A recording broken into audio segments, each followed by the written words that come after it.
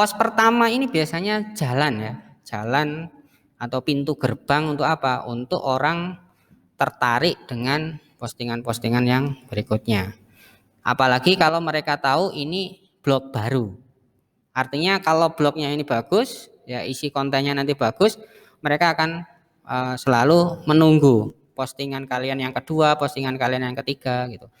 Tapi mereka akan tahu dulu ya apa sih yang ada dalam blog ini nantinya.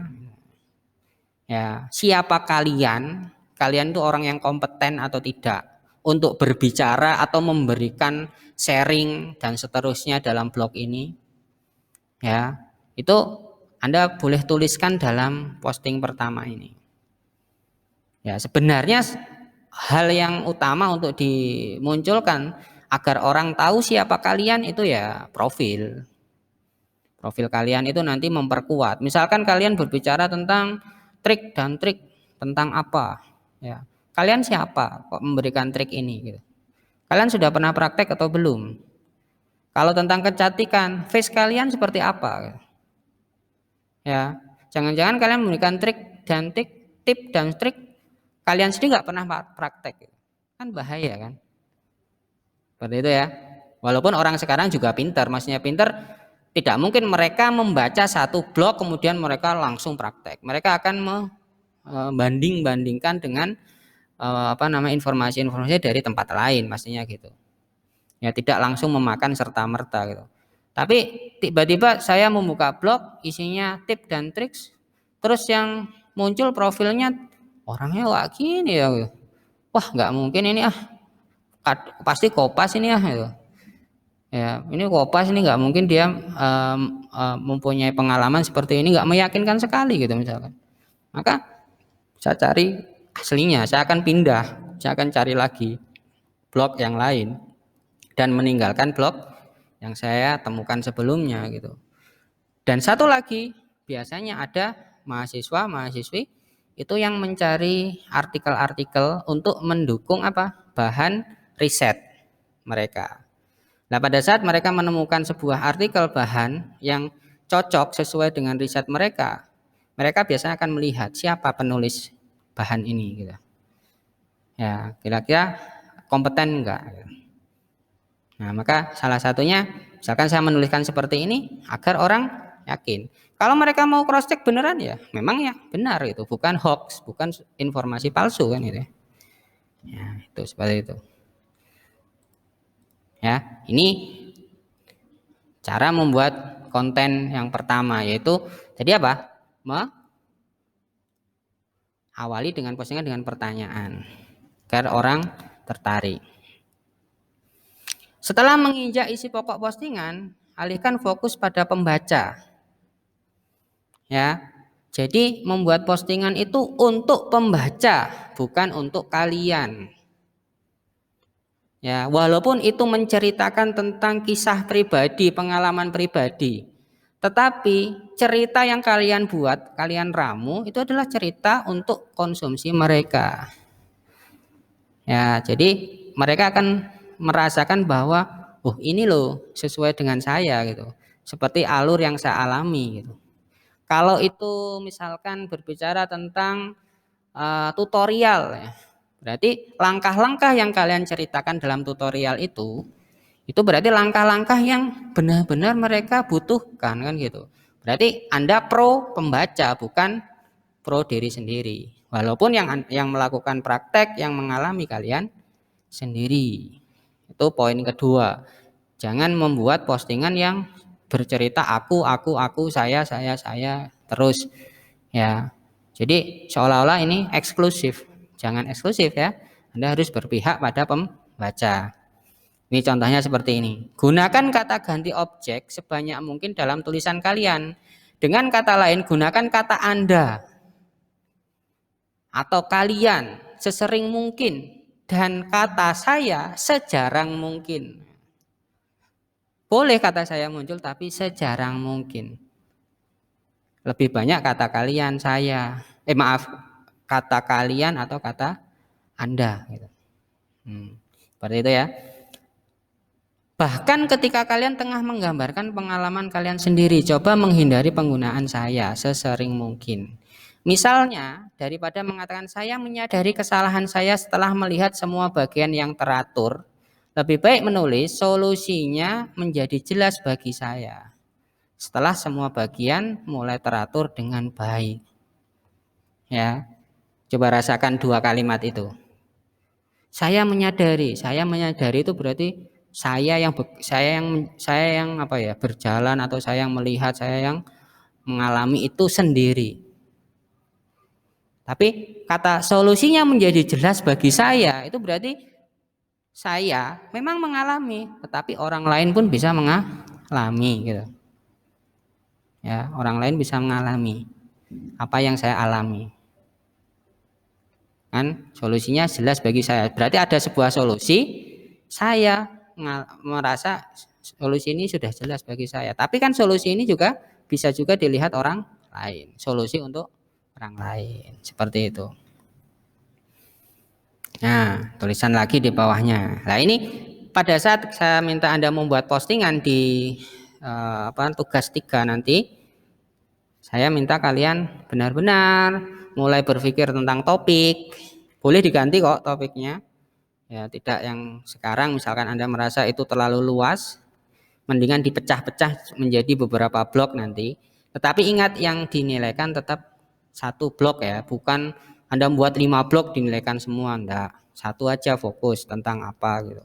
Setelah temanya jelas, itu bisa kalian kuasai. Anda buat postingan 1, postingan 2 dan seterusnya. Ya, postingan 1, postingan 2 yang nantinya tidak langsung berat gitu.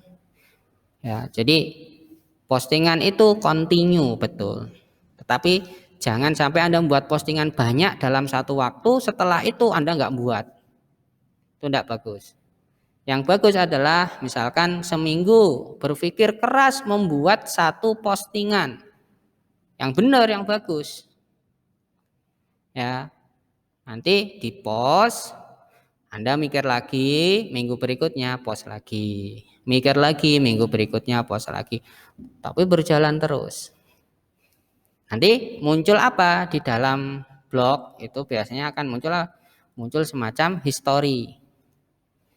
Postingan-postingan yang sudah pernah dibuat. Oh maaf, ini apa namanya?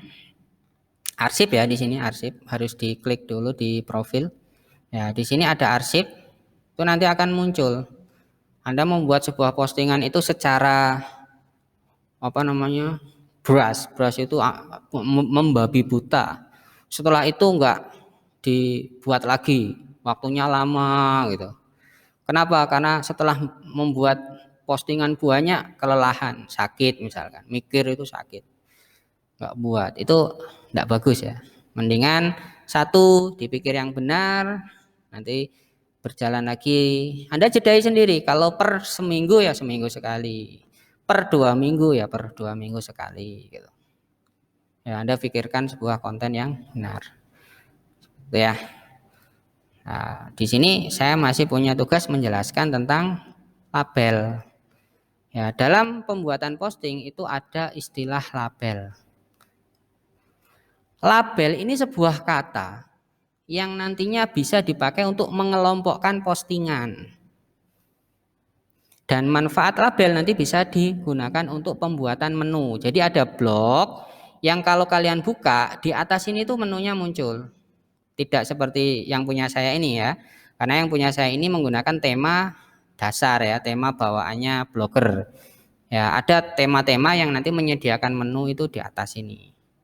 Nah, pada saat Anda membuat menu itu berarti kan ada menu ya yang isinya itu beberapa postingan. Postingan yang seragam. Misalkan saya ngomong, caranya pinter bareng komputer. Nanti saya membuat postingan pertama ya, caranya pinter Office Word 1 misalnya gitu. Ya. Kemudian caranya lanjut lagi postingan berikutnya, caranya pinter Word kedua, caranya pinter Word yang ketiga. Nah, setelah saya punya postingan beberapa, saya buatkan menu di atas. tutorial Microsoft Word itu ya, misalkan ya di atas ini. Kemudian kalau saya klik-klik nanti muncul ya Microsoft Word 1, Microsoft Word 2, Microsoft Word 3. Nah, mengelompokkan sekian postingan ke dalam satu menu itu butuh bantuan label. Nah, label ini sebaiknya tidak terlalu panjang ya. Contohnya misalkan di sini tidak ada saran yang cocok. Oke, dari tulisan saya ini itu biasanya bisa diambil menjadi kata label di label ini. Tapi blogger merasa tidak ada saran yang cocok. Ya, misalkan kalau tidak ada saran cocok bisa Anda tuliskan di sini. Ya, labelnya tentang apa? Misalkan labelnya introduction. Ya, penggunaan bahasa Inggris dalam pembuatan posting atau label itu juga penting. Ya, karena bisa saja sasaran pembaca kita itu adalah orang asing. Saya membaca blognya, isi blognya orang asing juga membaca blognya saya, misalkan seperti itu. Lah, kata yang baku untuk dunia itu kan bahasa Inggris ya, bahasa yang baku, maaf, bahasa internasional kan bahasa Inggris, bahasa komputer juga bahasa Inggris ya. Maka saya nuliskan seperti ini. Walaupun ditulis bahasa Indonesia ya boleh. Ya, saya maunya tulisan bahasa Indonesia gitu misalnya. Ini kan ada penjelasan ya. Pisahkan label ini dengan ko. Ko itu apa? Sebenarnya koma ya. Misalkan di sini saya tulis introduction. Label lainnya untuk ini adalah perkenalan. Berarti artikel satu saya ini punya dua label. Bisa masuk ke introduction, bisa masuk ke perkenalan. Seperti itu ya. Nanti bisa kita buatkan menu. Kalau menu itu tentang introduction, artikel ini masuk. Menu tentang perkenalan, artikel ini juga bisa masuk. Ya, itu label. Pentingkah ini, Pak? Bisa penting kalau kita butuh menu nanti ya. Kemudian dipublikasikan pada kapan? Ya, kalau ini sih saya biasanya otomat, tidak ngotak-atik ya. Ya, mau disetel boleh, mau otomatis juga boleh. Lah, ini settingan ini itu sangat bergantung pada apa? Sangat bergantung pada setting. Nih, kita lihat balik dulu ya ke menu. Masuk ke setelan. Ya, Anda masuk ke setelan, scroll ke bawah dulu, nanti cari tentang setelan tanggal, zona. Nah, ini jangan sampai Anda salah zona. Kita berada di mana? GMT plus 7 ya, belajar dari materi OS sebelumnya. Plus 7, langsung dialirkan ke plus 7. Ya, ini pilihannya di sini, simpan. Kemudian format tanggalnya Anda standarnya pakai model yang seperti apa. Ya, misalkan seperti ini.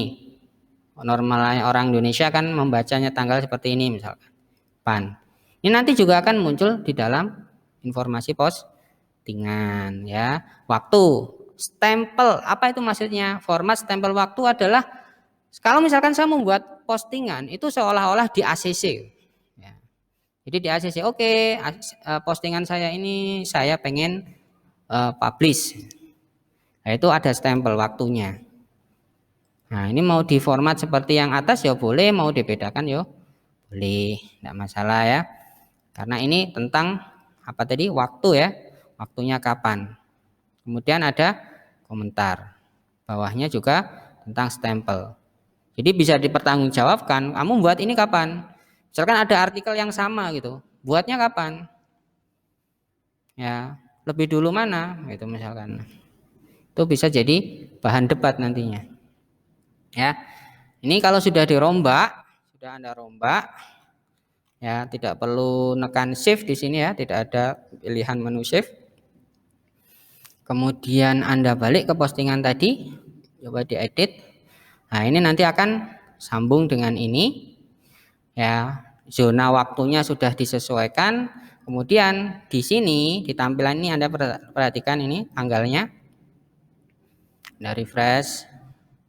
Ya, berarti yang muncul di sini tanggal apa? Tanggal stempelnya tadi ya, mode stempel tadi ya. Dan kalau saya baca Tetap ya, yang muncul di sini mode stempelnya. Jadi kalau ada komentar, ada jamnya juga. Oh, berarti saya rombak tadi di setelan tadi untuk waktu, settingan waktu, ya saya tidak cocok ya dengan format header. Ini kan header tanggal ya. Kemudian di sini saya bisa rombak sampel waktunya kapan, tanggal yang ini atau yang ini, atau yang ini lengkap ya, simpan misalkan. Ini sudah tersave atau belum? Harusnya sudah ya, tidak ada pilihan shift gitu ya, tidak ada pilihan shiftnya.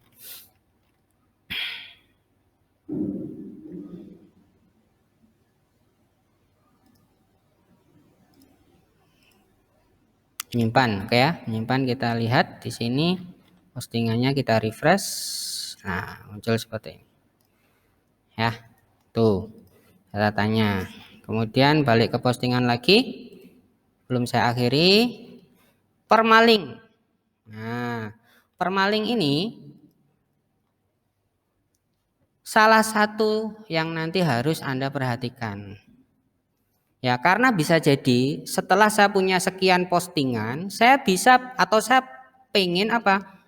Dalam sebuah postingan saya itu di dalamnya ada link ya yang nantinya bisa mengarah ke lokasi tertentu misalkan.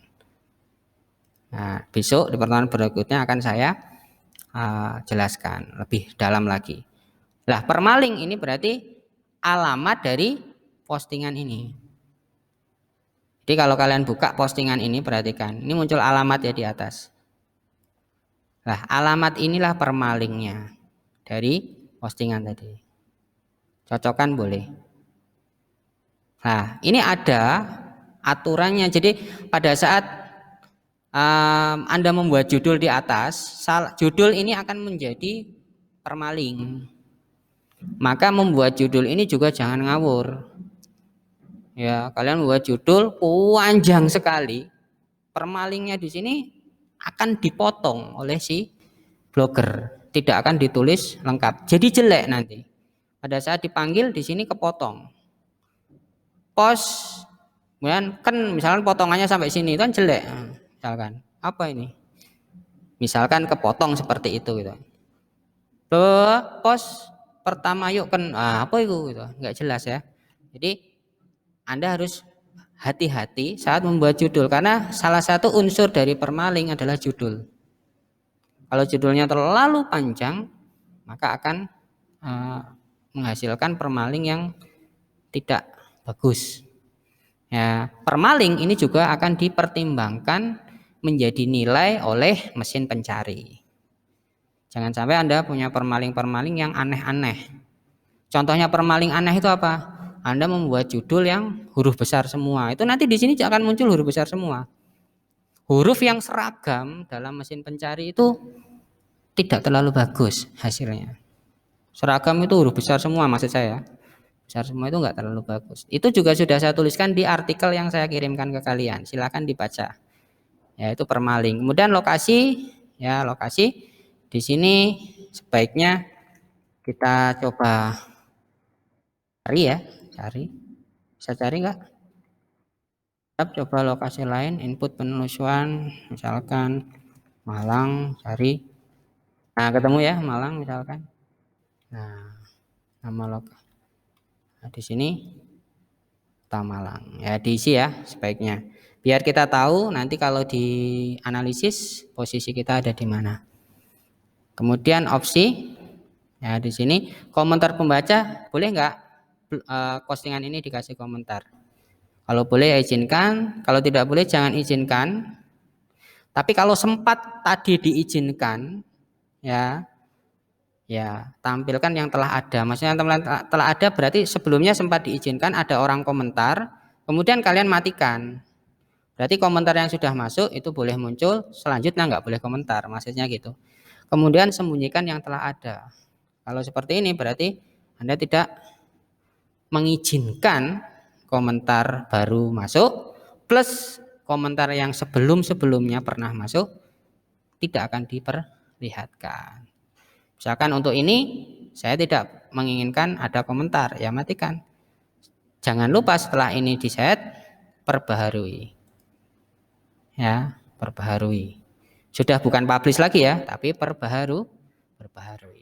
Nah, itu menu pertama yang kita bahas untuk materi kita hari ini.